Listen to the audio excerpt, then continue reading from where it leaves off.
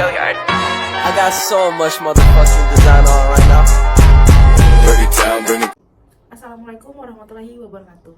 Sebelumnya mohon izin memperkenalkan diri. Nama saya Marlina Fatimah Ayu Purba dengan NPM 222201082. Hari ini saya akan menjelaskan mengenai adaptasi dan perubahan sel. Untuk soal yang pertama, saya akan menyebutkan bagian sel. A. Ada mitokondria. B. Ada lisosom. C. Ada aparatus Golgi. D. Ada ribosom. E. Ada retikulum endoplasma kasar. F. Ada nukleus. G. Ada nukleus. H. Ada retikulum endoplasma halus. I. Ada membran plasma. J. Ada sentriol. K. Ada mikrotubulus. I. Ada peroksisom. M. Ada sitoskeleton. Dan N. Ada endosom. Selanjutnya, soal kedua ada identifikasi dan proses adaptasi yang terjadi pada sel. Untuk gambar yang pertama, ada adaptasi sel yang terjadi adalah atrofi. Contoh kasus yang memungkinkan sel mengalami adaptasi tersebut adalah atrofi otot atau pada seseorang yang lumpuh. Selanjutnya, kenapa sel bisa mengalami proses tersebut?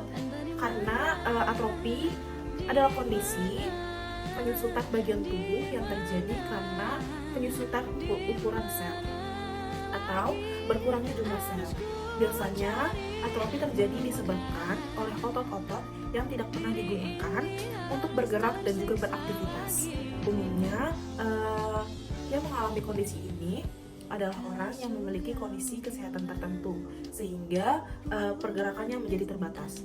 Selanjutnya di gambar yang kedua, adaptasi sel yang terjadi adalah hipertrofi. Contoh kasus atau penyakit yang memungkinkan sel mengalami adaptasi yaitu peningkatan otot binaragawan yang sengaja dibesarkan dengan diberi beban, peningkatan massa ekstremitas pada pekerja keras. Mengapa sel mengalami proses adaptasi tersebut? Karena terjadi pembesaran jaringan atau organ akibat peningkatan ukuran sel.